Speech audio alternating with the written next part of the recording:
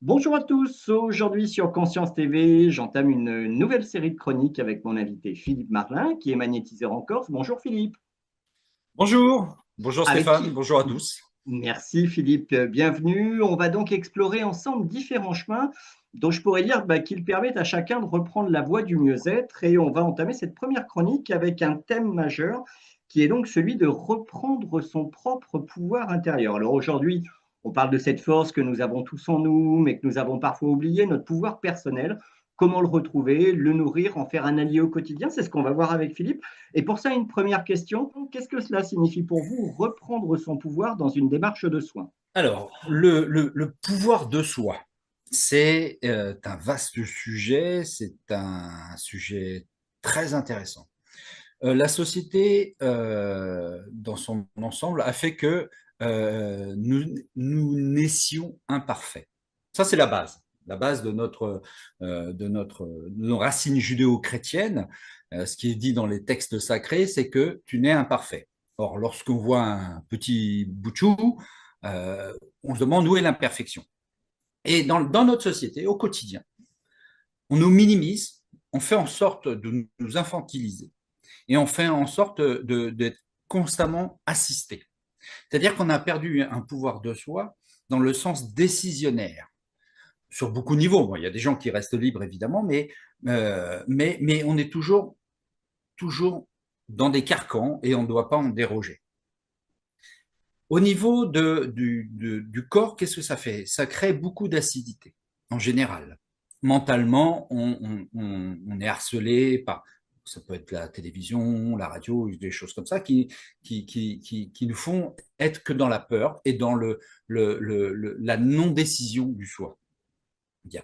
Ce qui souvent engendre, et je crois qu'en France, on est les champions du monde de manger des cachets pour aller mieux, euh, ça engendre beaucoup de pathologies au niveau psychologique.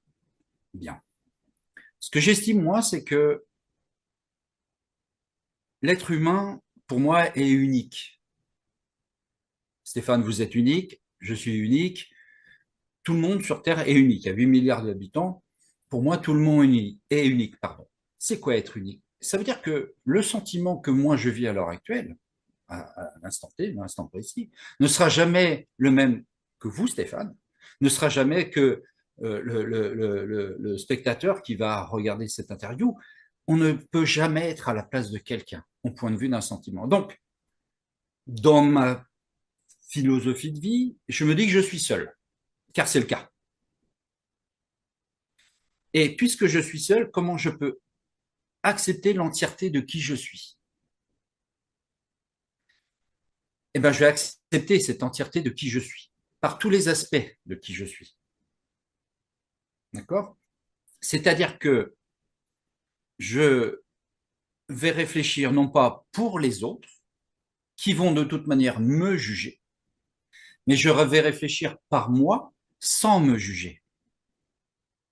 C'est-à-dire que si je fais une action, soit elle sera bénéfique, ou soit ça sera une action dite une expérience non aboutie.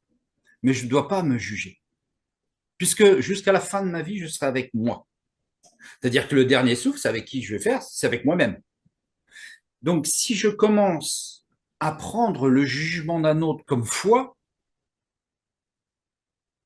je ne vais plus avoir ma foi en moi. Je vais avoir qu'une croyance erronée d'un jugement d'un autre. Obligatoirement, à partir de ce moment-là, là, j'ai perdu mon pouvoir. Qu'est-ce qui va se passer? On ne va plus s'identifier en tant que personne unique. Et à partir de ce moment-là, ça va être déstabilisant à l'intérieur de soi, c'est-à-dire qu'on ne saura jamais qui on est. Le principal n'est pas de savoir qui on est, le principal c'est on est. Ça s'arrête là. Évidemment, quand on va me demander, oui, mais t'es qui Philippe? Je vais répondre, je suis. Est-ce que j'ai besoin de définir à quelqu'un qui je suis? Non. Parce que de toute manière, ma croyance en moi, ma foi en moi, sera la mienne. Elle sera obligatoirement à l'opposé, certainement, de l'autre et de sa foi en lui. Plus, si vous voulez, plus on s'accorde de non-jugement vers soi, plus on est soi. On est qui? Bah, moi. Oui, mais tu peux préciser. Pourquoi je préciserais alors que je suis seul? Quel est l'intérêt? J'ai pas besoin de préciser quand je suis tout seul. Et ça, c'est la société qui veut que on doit toujours avoir une étiquette devant soi, être quelqu'un, personne, avoir des diplômes ou pas, avoir un bon salaire ou pas. On s'intéresse toujours à ce qui est l'autre, mais intéressons-nous déjà qui nous sommes nous. Et plus on enlève l'esprit du jugement envers soi, moins on va juger les autres. C'est ça qui est magnifique. C'est-à-dire on va écarter les gens jugeants. Alors, Nous sommes justement, Philippe, pourquoi avons-nous tendance à déléguer ou à oublier ce pouvoir qui est nôtre? Parce que l'être humain, je pense qu'il aime être accompagné, qu'il a besoin de vie sociale, qu'il a besoin d'être aimé, qu'il a besoin de reconnaissance. On est des êtres qui sont, comme je le dis à nouveau, sociables. On a besoin d'aller vers l'autre. Mais je pense que il n'y a pas besoin de reconnaissance de l'autre. Il n'y a pas besoin de savoir ce que pense l'autre. Il y a besoin de savoir qui nous sommes nous. Je reviens toujours sur le même schéma de faire un, un rétrospectif de qui on est, une vision non érodée de qui on est, avec nos côtés, entre guillemets, mauvais bad boy et nos côtés good boy. D'accord? Et ça, le côté moi, je le suis. Je suis pas tout blanc, hein, mais je suis pas tout noir non plus. Je suis gris. Et ça me convient très bien. Mais je vais pas rejeter mon aspect noir. Par contre, je vais comprendre ce qu'il me fait à l'intérieur de moi. Ah, quand je suis en voiture et s'il y a quelqu'un qui n'avance pas vite devant moi par rapport à une route que je connais ici, bon bref, et bien là je vais me mettre en colère. Mais quel est l'intérêt de se mettre en colère à part acidifier notre corps? Donc c'est là qu'on doit réfléchir. Est-ce qu'il y a un intérêt d'être un CON ou pas? Mais aucun. Mais en même temps, je ne peux pas rejeter une partie de moi. Je le fais moins parce que ça n'a aucun intérêt non plus. Le pouvoir, on a la capacité indéniable, c'est de se créer des maladies. Enfin, dans les gros, de certaines pathologies. On va prendre le pso ou l'eczéma, qui sont des maladies auto-immunes, c'est-à-dire qu'on se crée de soi-même. Et moi, j'invite les gens, je dis, mais si vous êtes capable de vous créer cela, car c'est le cas, puisque vous me le démontrez, on est certainement capable. Du contraire, c'est obligé. On ne peut pas être que dans une acidifiée, oh, pardon, on comprend. Dans le côté acidifier son corps, on peut le rendre beaucoup plus doux. Mais ça, il faut l'aimer, son corps. Il faut aimer son véhicule. Quand je reçois des patients, parfois, je leur dis combien vous avez bu d'eau aujourd'hui. Oh, il me dit, je suis un chameau. Ah, je dis, bon, ça tombe bien, on n'est pas au Sahara. Mais je dis, vous êtes venu comment, monsieur ou madame, hein? Bah, en voiture. Ah, vous y avez mis de quoi dedans? Rien pour arriver? Bah, d'essence. Ah, bah, et vous faites comment alors pour avancer? Il y a des choses comme ça, des choses toutes simples, et les gens, effectivement, comprennent c'est leur décision qui va faire en sorte qu'il va y avoir une petite guérison. Ils vont plus voir le côté confiture que l'autre côté, qu'ils ont mangé toute leur vie. Parce que quand on leur dit aux gens, ça, c'est pas bon, non, mais vous connaissez, oui, mais ça, c'est très bon, oui, mais je connais pas. Ben oui, mais pourtant, c'est quand même bon, ça. Goûtez. Ah non, l'ego va dire, ou le mental va dire, non, je connais pas. Donc, ils préfèrent être toujours dans une idée négative qu'il connaît et qu'il maîtrise, plutôt que d'être dans une forme de positivité, mais qu'il ne connaît pas. Et un coup qu'il a connu cette forme positive, de se reconnecter à lui, et d'arrêter de se juger, d'arrêter d'entendre les propos d'autrui malfaisants, entre guillemets, qui lui nuisent, ben, un coup qu'il a commencé à prendre conscience de cela, bizarrement, les gens qui l'entouraient, qui étaient relativement néfastes, commencent à s'éloigner. Parce qu'il a pris conscience qu'il était unique. Alors, je ne vais pas refaire si je vais la refaire quand même.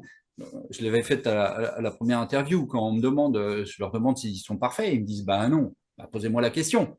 Philippe, est-ce que vous êtes parfait? Ben oui, je vous emmerde. Effectivement, c'est choquant. Mais ma perfection ne sera jamais celle de l'autre. C'est ça qui est le plus important. C'est quand même la démonstration de la reprise de contrôle et du pouvoir sur soi-même. C'est ça, mais c'est pas vouloir manger l'autre, c'est juste être avec soi. Ça demande un travail, hein.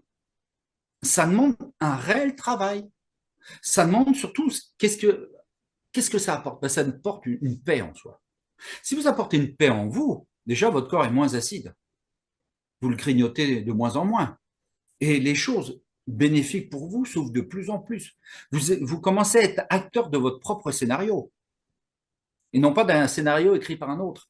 Parce que malgré tout, la société veut écrire notre propre scénario de vie au quotidien. Et bizarrement, on est en tête d'affiche, hein, premier rôle, bizarrement, on est toujours mauvais. Pourquoi? Ben parce que ce n'est pas nous qui écrivons notre propre scénario de vie. À partir du moment où on commence à écrire notre propre scénario de vie, peu importe la trame, mais vous pouvez en changer la virgule ou la syntaxe, vous serez toujours le meilleur puisque c'est vous qui l'avez écrit. À partir de ce moment-là, on est des êtres qui vont créer. Et tout s'ouvre. Mais réellement, tout simplement. Sans les carcans de la société, sans les carcans dogmatiques qui nous oppriment. Mais oui, mais une société ne peut marcher que par la peur, entre guillemets. On le voit bien à l'heure actuelle, merci, on va être censuré.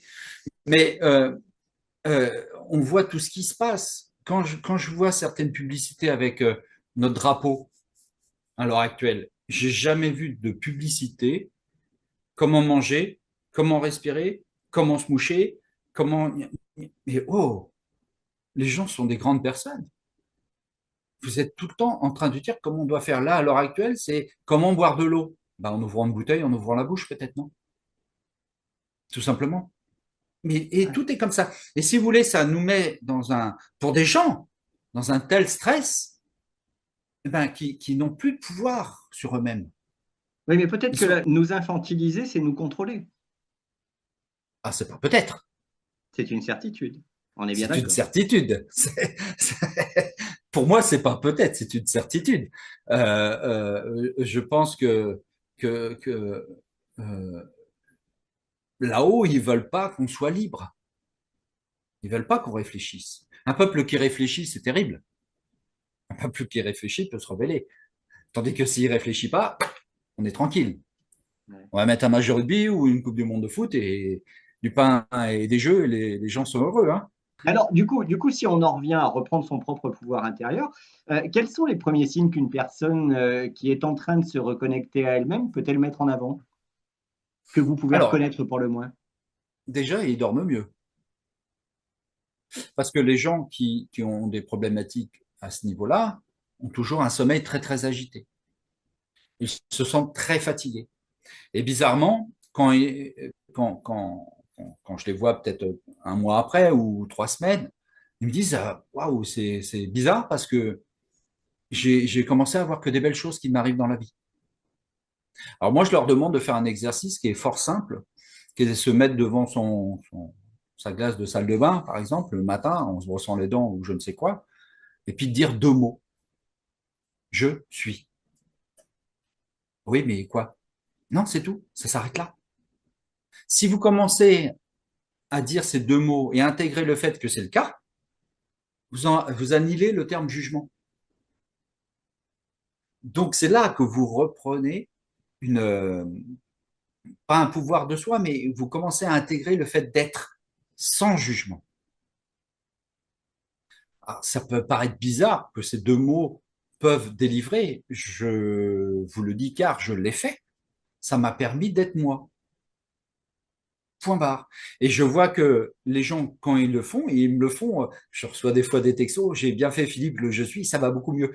Bah, c'est cool, c'est chouette, c'est top. Voilà, les gens reprennent leur pouvoir. Et c'est beau de voir des gens qui ont changé, évolué dans leur vie, mais que tout s'est ouvert devant eux, car ils ont repris un pouvoir de décision. Ils ont repris ils ont reconstaté qui ils étaient. Ils n'avaient plus besoin de l'aval de quelqu'un, d'une reconnaissance de quelqu'un, ils avaient juste besoin d'eux. En reprenant le contrôle d'eux-mêmes, ces personnes se sont améliorées psychologiquement. Ce que je veux dire par là, par exemple, moins de sensibilité, moins de susceptibilité, parce que justement, moins de comparaison avec les autres ou quoi que ce soit de la sorte. Oui, oui, pourquoi? Mais parce qu'ils n'ont plus besoin de savoir qui ils sont par rapport à quelqu'un d'autre. Donc, ce qu'ils ont retrouvé, c'est une forme de paix. Alors, c'est pas un claquement de doigts, d'accord? C'est un chemin avec des montagnes, hein, ça descend, ça monte. Il y a des fois où ça va très bien, il y a des fois où ça va un peu moins bien, mais ça va toujours vers le haut, tranquillement. Et à partir de ce moment-là, oui, ils ont retrouvé la paix. Et vous faites un micro-trottoir dans ce monde, qu'est-ce que vous voulez, monsieur, pour l'avenir ou madame? Ah, moi, je veux avoir de la paix. Ils veulent pas une bagnole, ils veulent pas une piscine, quoique maintenant ça serait bien, mais ils veulent juste de la paix. Et Du ça, quand bien-être. on trouve. Ouais, mais une paix, mais obligatoirement, c'est une branche, le bien-être de la paix. La paix, c'est le tronc d'arbre, et les branches, bah, c'est le bien-être, c'est la joie. L'arbre est immense hein, à partir du moment où on met les adjectifs comme ça, mais c'est tout ça. Comment accompagnez-vous vos clients dans cette reprise de pouvoir personnel, en dehors du je suis? En dehors de je suis, je leur fais constater, je leur fais un exercice, parce que souvent ils ont du mal à se reconnaître, un truc de fou. Hein. Je leur demande de fermer les yeux. D'accord? Ils sont en face de moi. Hein. Je leur demande de faire, on est à 2 mètres l'un de l'autre hein, en face. Et je leur dis fermez les yeux. Et je dis, vous allez vous mettre à ma place. Comme si vous vous asseyez hop, juste devant moi. Enfin, à ma place. Et je dis, regardez-vous maintenant. Je dis, vous savez comment vous êtes habillé, coiffé, maquillé pour une dame, autre. Et je dis, regardez-vous. Et que vous voyez maintenant. Ah oui, je me vois. Les gens ne se voient plus. Ça, c'est un exercice qui est sympa à faire parce que les gens se reconnaissent. Vous savez, au début de ma petite carrière, j'avais cette problématique, justement, de reconnaissance. J'ai l'impression qu'on ne me voyait pas. Pourtant, je travaillais dans le monde du commerce, donc on me voyait, hein, parce que je vendais les choses. Mais pour moi, sincèrement, j'avais l'impression qu'on ne me voyait pas. Et un jour, j'étais dans le métro, quand j'habitais Paris à l'époque, et je me dis, mais comment je peux me voir? Eh ben, j'ai vu un type qui était en train de lire un bouquin en face de moi. Je dis, je vais me mettre à sa place. Donc, j'ai fermé les yeux, je me suis transposé à sa place, et ben, je me suis vu. Et je vous garantis, c'est une des premières fois, et la première fois où je me voyais réellement, en tant qu'être de matière. Reconnaître aussi en tant qu'être dans la matière pour les gens, de se reconnaître. Et sans jugement. Tout est un principe de non-jugement. C'est ce qui est le plus important pour moi. Arrêtez de vous juger, on va le faire à votre place. Donc soyez contents. En plus, ils vont avoir une imagination gigantesque. Laissez-les faire, tranquille. De toute façon, ça n'existe pas. T'es qui toi? Hop, tu n'existes plus. Effectivement, les gens, quand ils commencent à prendre leur pouvoir, qui sont eux, ceux qui étaient, je le répète, mais ceux qui étaient néfastes, s'écartent naturellement.